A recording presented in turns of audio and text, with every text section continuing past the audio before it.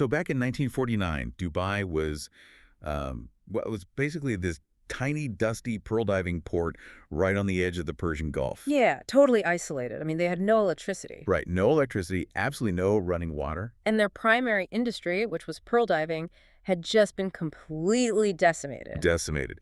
Because the Japanese had just invented cultured pearls, which, left the local Dubai economy just teetering on the absolute brink of collapse. It was a survival situation, really. It was. But then you look at it today, which is less than a single lifetime later, and that exact same patch of sand has the tallest building on Earth. And the busiest international airport on the globe. Right. And this massive economy that attracts just elite talent from every corner of the world. And here's the thing. It wasn't just some geographical lucky break. No, not at all. Because people always say, oh, it's just oil money, right? But Dubai's oil reserves were historically like a tiny fraction of its neighbors. Exactly. Abu Dhabi has the oil. Dubai had to figure something else out. Yeah, so this massive transformation was actually the result of a highly specific, honestly, almost ruthless psychological operating system. It really is a fascinating case study in cognitive architecture.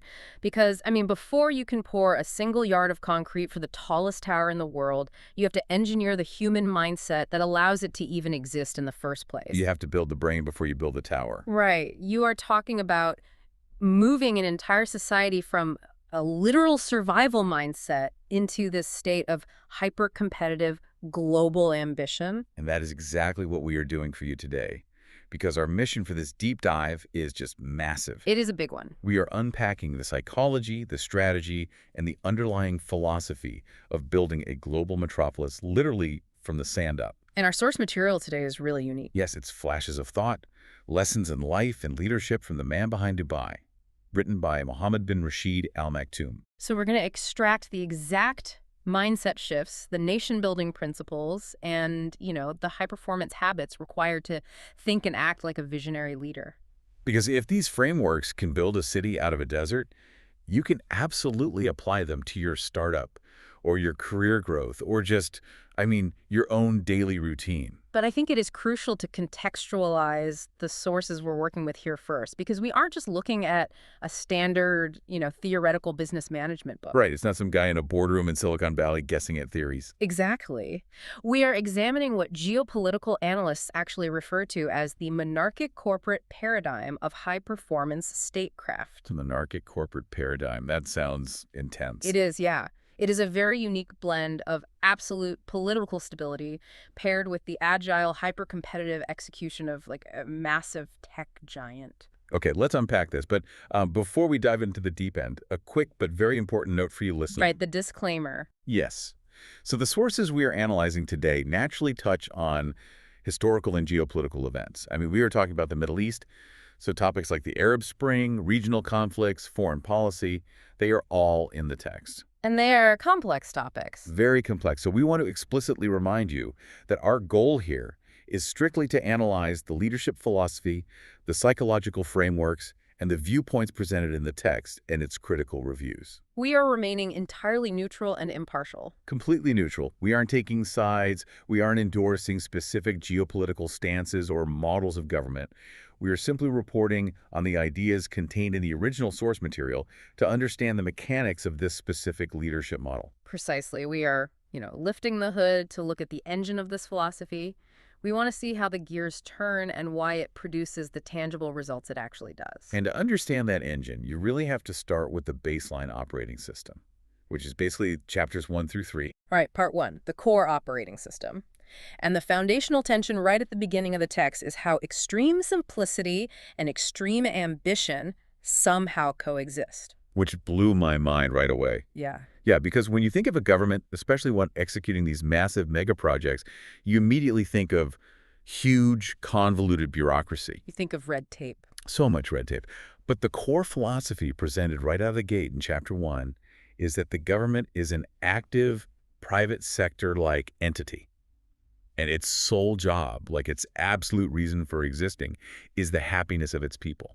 It argues for radical simplicity. The quote that anchors this is, "Life was created simple, and it is important to live it as such." Life was created simple. I love that. What's fascinating here is how closely that actually aligns with Stoicism.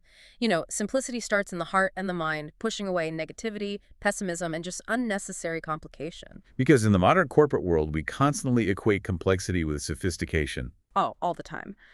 But this text argues that complexity is actually an administrative failure. If your organizational chart is too complicated to explain to a child, it's broken. I see this all the time in the corporate world, though. There's this very average mindset that wears complicated processes like a badge of honor. Like, oh, look how hard we are working. Exactly. Oh, we have a 7-step approval process for a new software tool. Look how thorough and professional we are. Right, but the visionary paradigm here completely flips that. Simplicity is the ultimate sophistication. The text actually uses the real-life example of aiming for a 247 corporate model of government services. Yeah, the idea is that a government office should treat you like a guest at a luxury hotel or like a first-class airline passenger. Not some nuisance sitting in a drab waiting room holding a little paper ticket waiting for your number to be called. And implementing that requires ruthless simplicity on the back end. Truly, what Mohammed bin Rashid meant here is absolute clarity of purpose. Because clear minds make fast decisions. Exactly. That is the strategic insight. If you have a convoluted system, you cannot move quickly. So the text challenges the reader to look at their own systems. Whether you are running a country or just, trying to manage your own morning routine. Right. If your systems require constant, agonizing maintenance, they are burdening you, they aren't serving you. So for you listening, think about that action step.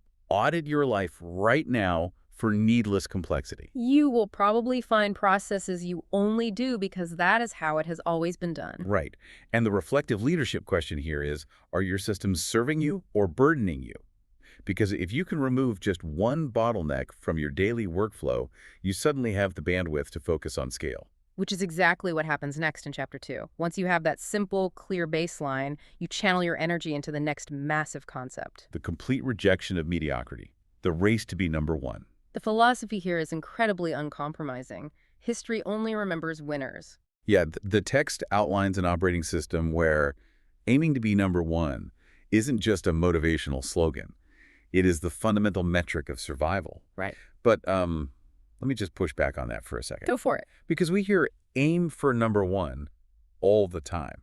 It's almost a cliche in business at this point. Sure. And honestly, from a psychological standpoint, isn't aiming for the absolute top incredibly exhausting? Yeah. Like if you tell a team of people, we can never settle, we must always be the best in the world, doesn't that just lead to massive burnout? It seems counterintuitive, I get that, and that is a very valid critique of modern hustle culture. But if we connect this to the psychology of intrinsic motivation, the strategic insight is the exact opposite. Really? Yeah, high goals actually prevent fatigue. It comes down to the mechanics of cognitive momentum. Wait, how does a massive goal prevent fatigue? Because of the psychological concept of justification of effort. Let's say your goal is just to do slightly better than last year, or maybe just make the top 10 in your market. Okay, pretty standard goals. Right. But your energy wanes the exact moment you hit a serious obstacle. Why? Because the relatively small goal isn't compelling enough to justify the immense pain of the obstacle. Oh, I see. Your brain calculates the return on investment and says, you know what, this isn't worth it. Let's just settle for good enough. Ah. But if your goal is to fundamentally change the world, to build the tallest structure ever made by human hands, that massive vision acts as a psychological engine. It sustains your energy because the reward is monumental. Exactly. Aiming high generates its own momentum. That is a phenomenal way to look at it. It's like climbing Everest, right? Yeah. No one remembers the second person to do it. No, they don't. It's the difference between asking someone to dig a ditch versus asking them to build a cathedral. The physical labor might be identical. You are still moving dirt. But the psychological endurance is wildly different. No. So the weak mindset is settling for good enough. Yeah. Because the vision isn't big enough to endure the pain of excellence. Which means the better mindset is that first place is the only acceptable goal. So the action step for you here is to set a goal so large it literally forces you to adapt. And the reflective question is, where in your life have you accepted second place? And that realization naturally forces you to confront competition, which brings us to Chapter 3. Right, the keys to leadership and the story of Jebel Ali Port. Because if you aren't aiming for the absolute summit, you are going to encounter rivals. The text delves deeply into how to welcome competition and focus on execution.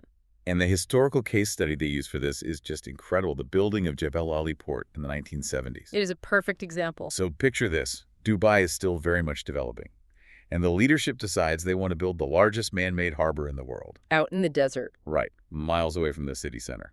The international skepticism was just deafening. You had British consultants and global maritime experts essentially laughing at them, calling it a white elephant. They argued there wasn't enough shipping traffic in the region to even justify it.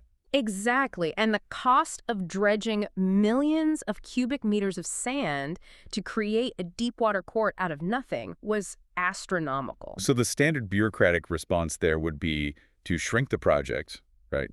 Do a small pilot phase, or just cancel it entirely because the expert said it was too risky. Yes, that is what average leadership does. But what was the mechanical strategy here? How did they push past that skepticism?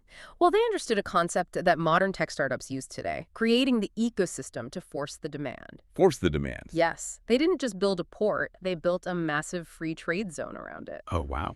By eliminating taxes and bureaucratic friction for foreign companies to set up shop there, they artificially drew global demand to the infrastructure they were building. They viewed the saturated, slow-moving global shipping industry not as a barrier, but as a sluggish competitor, just completely ripe for disruption. And they did the exact same thing in 1985 with Emirates Airlines. Oh, right. Because at the time, the region was dominated by established monopolies. Right. Gulf Air was the major player. And Dubai had very limited initial capital, but they launched an airline anyway. Because they realized that competition is a training ground. This is such a critical mindset shift. It really is. Most legacy companies look at a saturated market, they get terrified, and they just try to protect whatever small market share they have. They hide their intellectual property. They play entirely on the defense. Right. But the visionary paradigm flips that. They looked at those regional airline monopolies in the 80s not as threats to be feared, but as a free training gym to make their own execution stronger. A free training gym. I love that. So think about that for your own career or your business right now. If you are terrified of your rivals, you operate from a defensive posture. You are playing not to lose. Which is the weak mindset. Yes, fearing rivals. But the better mindset is that competition strengthens you. If you view your biggest competitor as your personal sparring partner, someone whose existence forces you to be sharper and faster, your entire stress response changes. You stop fearing them and you start learning from them. So your action step for Chapter 3. Identify your biggest competitor and actively learn one thing from them today. And ask yourself, how can you out-execute your rivals? But to maintain that kind of aggressive, learning-oriented posture, a leader has to manage their own psychology perfectly. Absolutely perfectly. Which is where the text transitions into part 2, chapters 4 through 6, what we could call cognitive mobilization and scale. Cognitive mobilization. This is the concept of weaponizing positivity. Yes, weaponizing positivity. I love that phrasing, by the way, because positive thinking usually sounds so fluffy. You know, like a motivational poster with a kitten hanging from a branch that says, hang in there. Right, it usually lacks substance. But chapter 4 treats optimism as a hard strategic tool. Not a feeling, a tool. The quote used is, does running water stop when it reaches a rock? Of course not. It turns left or right and continues its course. Now, if we look at the geopolitical context of the Middle East over the last 50 years, it is a region that has historically faced significant tension, conflict, economic volatility. Tons of barriers. Yes. And the text argues that a leader must use positivity to turn those regional barriers into strategic opportunities. Okay, but how does that actually work mechanically? I mean, how does smiling through a crisis build a city? Well, it isn't about just smiling. It's about cognitive bandwidth. Okay.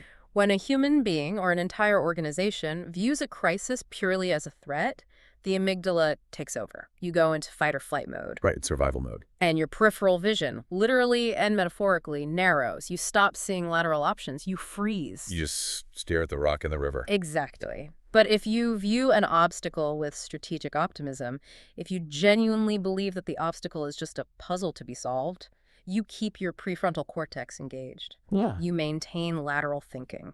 You flow like water around the rock. So it's not blind toxic positivity where you ignore that the rock is there. Yeah. Because toxic positivity is pretending your boat isn't sinking. Right, which gets you killed.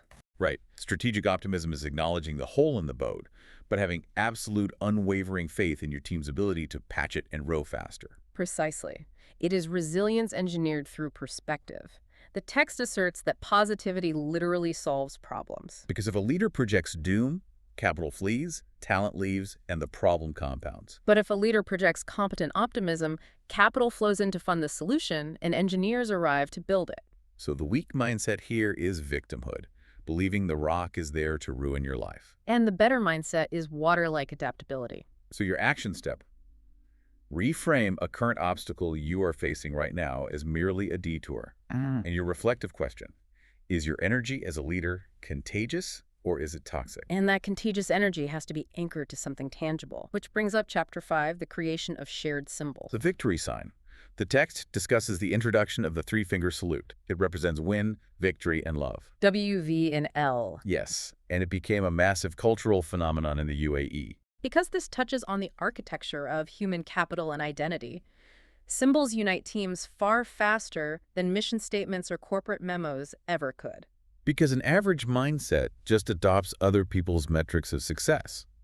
In the corporate world, it's like, oh, success is the corner office or a specific job title. Right, you are adopting someone else's symbol. But a visionary mindset creates its own symbols. It defines its own victory.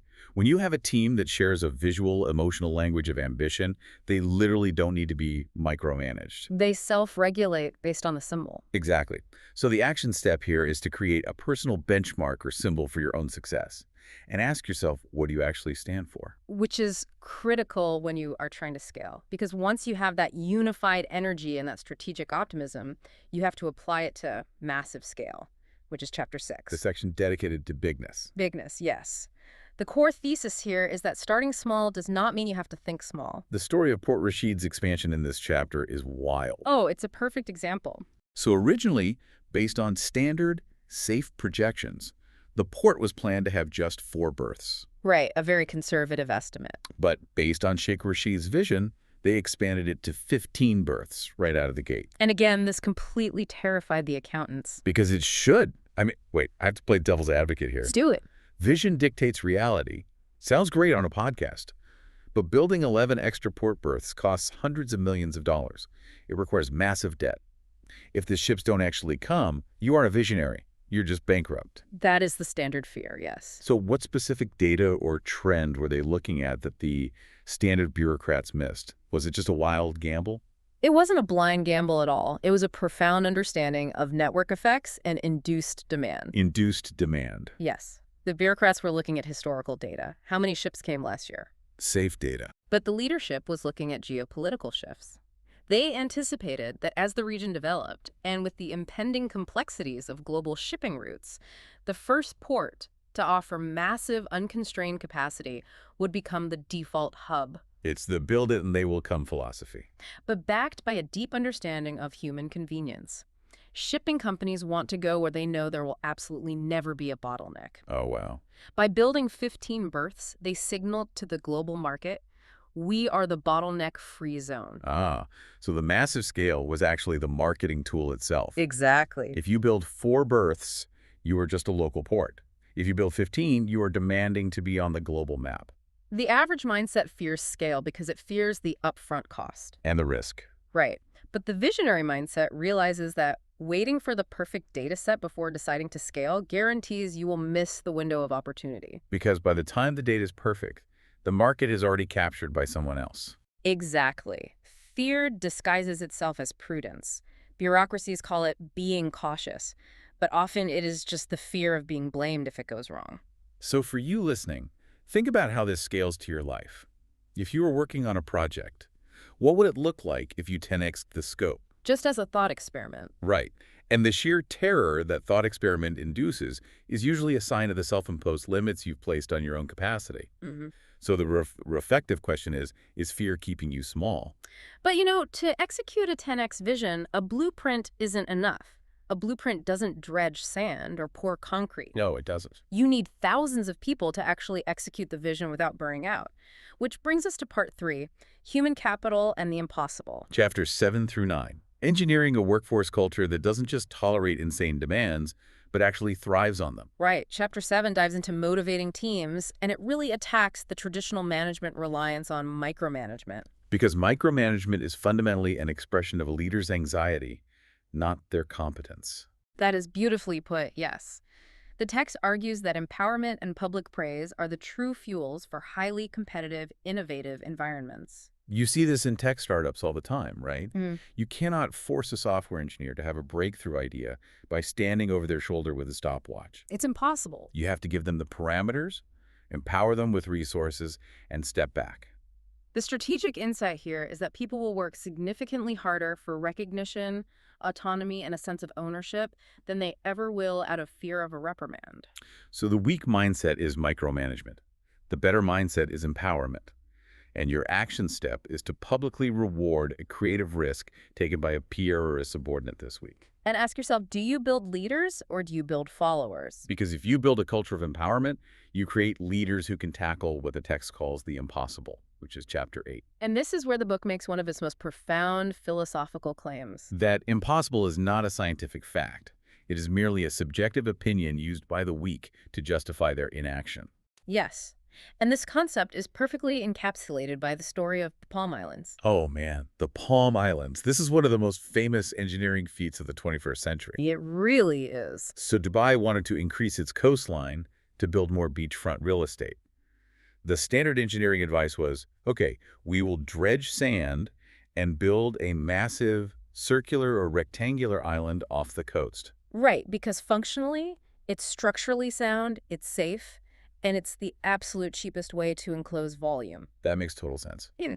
But what was the leadership's response? The response was, no, build it in the shape of a palm tree. Which is an absolute engineering nightmare. Oh, completely. The Dutch dredging companies, who are literally the best in the world at land reclamation, initially thought it was a joke. Because the physics of it are incredibly complex, Yeah. right? You have to Yep. worry about water stagnation between the fronds of the palm. You have the Persian Gulf currents constantly trying to wash the sand away before it even settles. And just the sheer precision required to shape a tree out of loose sand in the middle of the ocean is staggering. So why do it? Why not just build the circle and save billions of dollars? Right? Why? Because a circle maximizes volume, but a palm tree maximizes coastline. Oh, wow. Coastline is the actual product they are selling. Exactly. Furthermore, a circle is just a piece of land. A massive palm tree visible from space is a monument to human audacity. It's a symbol. It signals to every investor, every tourist, every architect on the planet that this is a place where creativity overrides bureaucratic limitation. The engineers were focused on the how, the easiest way to move dirt. The leadership was focused on the why, creating a global icon. They literally had to use private satellites and differential GPS to spray the sand from the dredging ships with pinpoint accuracy. They had to invent new methods of vibrocompaction to solidify the sand so it could actually hold skyscrapers. They shattered the barrier of impossible because they absolutely refused to accept the limitations handed down by the so-called experts. So the lesson here is that impossible is an opinion. The action step. Identify an impossible task in your life and take one physical step toward it today. And ask yourself, what limiting belief is holding you back? But this raises an important question, doesn't it? What's that? How does a leader develop the lateral thinking required to even conceive of something like a palm tree-shaped island? The text suggests it doesn't come from staring at spreadsheets all day. It comes from outside passions, which is chapter 9. Yes. The section on passions, specifically horse riding and writing poetry, was fascinating to me. It's so unexpected in a leadership book. It really is. Because the hustle culture mindset says that if you aren't grinding 24/7 at your desk, you are losing. But the text argues that non-academic passions are what actually enrich executive character. It connects deeply to high-performance habits. A leader must understand the human condition. Writing and studying poetry gives a leader empathy. Because it forces you to understand the emotional landscape of your people, to unite hearts. You cannot inspire a nation with a pie chart. You inspire them with narrative and resonance. And the horse riding.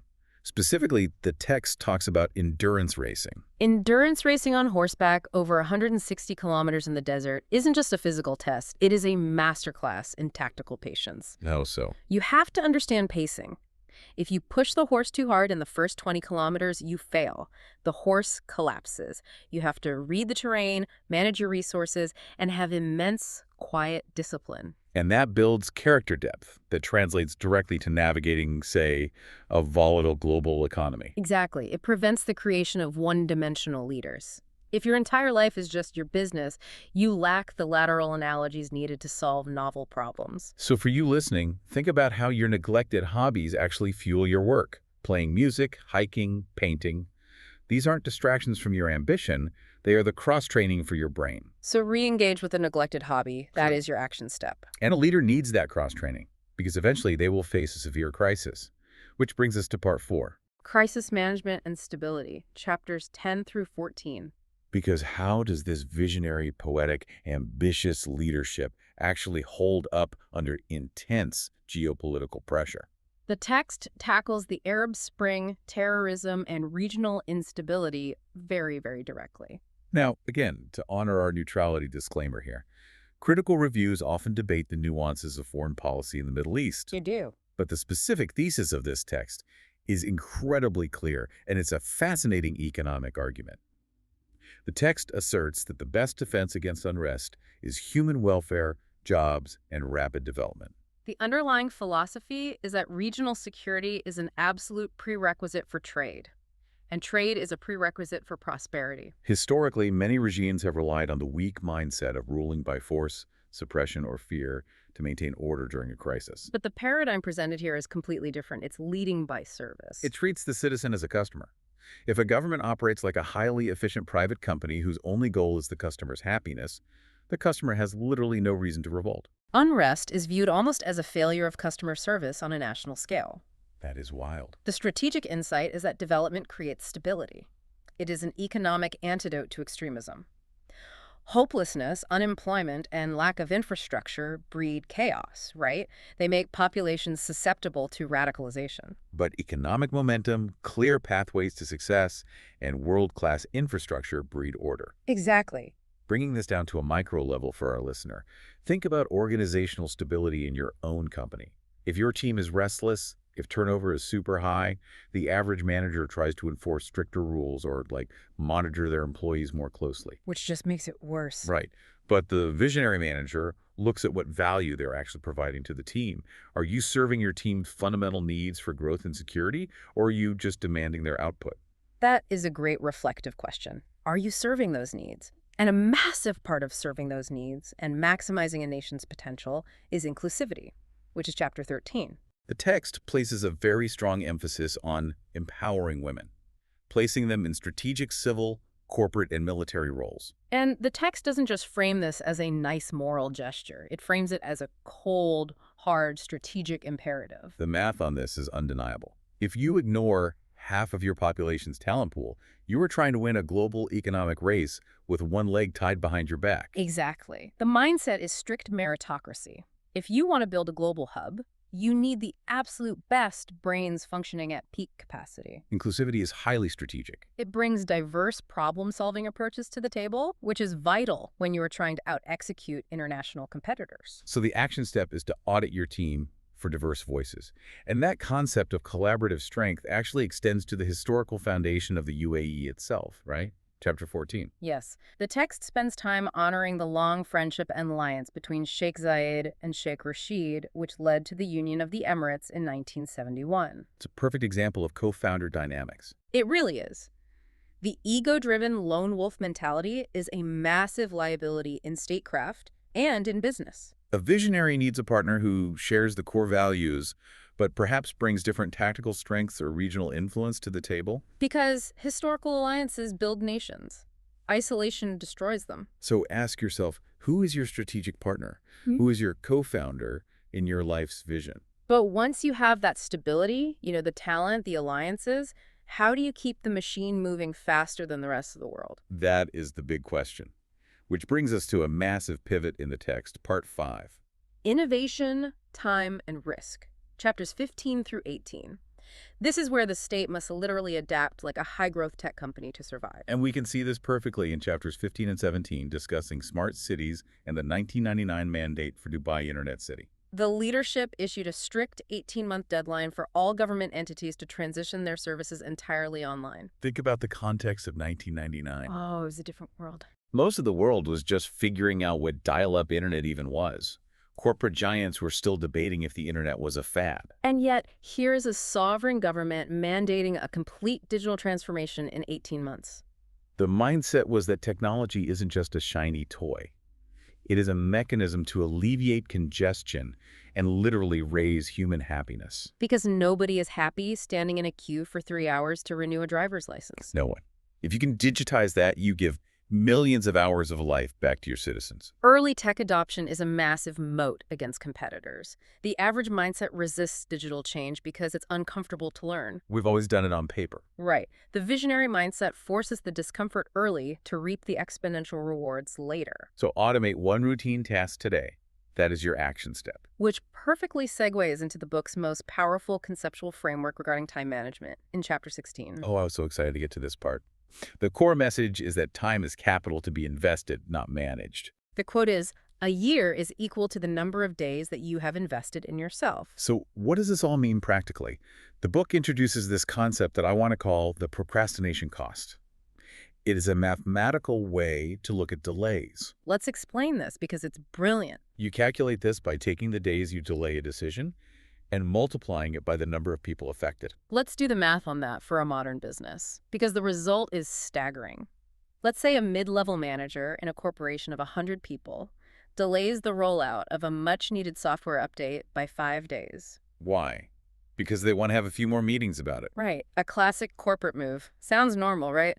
Just a 5-day delay. But it isn't a 5-day delay. No. It is 5 days multiplied by 100 people. That manager just costs the company 500 days of lost human potential and productivity. My mind was blown when I read this. And when you scale that up to a nation, if a minister delays a public health care initiative by 1 month and it affects 1 million people, they haven't lost a month. They have literally incinerated tens of thousands of years of human well-being. It is terrifying. But it is absolutely brilliant because it forces total, uncompromising urgency. It eradicates the weak mindset of killing time. You begin to realize that confusing busyness with actual investment is a fatal error. If you frame time as capital rather than just a ticking clock on the wall, your entire decision-making apparatus speeds up. Because you can't afford the procrastination cost. Right. Think about a decision you are delaying right now in your own life. Run the procrastination cost on it. If that number makes you sick to your stomach, you need to make the decision today. But of course, making fast decisions requires taking the leap, which is why Chapter 18 emphasizes that absolute risk aversion is the ultimate failure. Because if you don't take risks, you guarantee stagnation. The text uses the metaphor of discovering new oceans. You have to be willing to lose sight of the shore. If we compare this to modern startup culture, it is the exact same ethos. The fear of making mistakes paralyzes innovation. The average mindset fears failure as an indictment of their character. But the visionary mindset treats failure merely as data. It's telemetry. You took a risk, it didn't work, now you have the data on why it didn't work, so your next iteration will be stronger. Courage is a prerequisite for progress. So the reflective question is, what would you do today if you weren't afraid of making a mistake? Which transitions us perfectly into Part 6, mega projects and endurance. Moving from theoretical risk to physical reality. And there is no greater physical reality than the Burj Khalifa, chapters 19 and 20. The construction of the Burj Khalifa is a testament to everything we've discussed so far. The text explicitly frames it not just as an attempt to build the tallest building, but as a symbol of multicultural human collaboration. And it was built during one of the most stressful economic periods in modern history. The 2008 global financial crisis hit right in the middle of its construction. The pressure was immense, credit markets froze completely, mega projects around the world were just abandoned halfway through. But the philosophy here is that challenges purify capacities, like high temperatures purify gold. The weak mindset avoids hard tasks because they are uncomfortable or financially terrifying. The visionary mindset understands that pressure creates diamonds. Pushing through the 2008 crisis to finish the Burj Khalifa signaled to the world that Dubai keeps its promises, even when the world is falling apart. And it proved that mega projects attract global talent.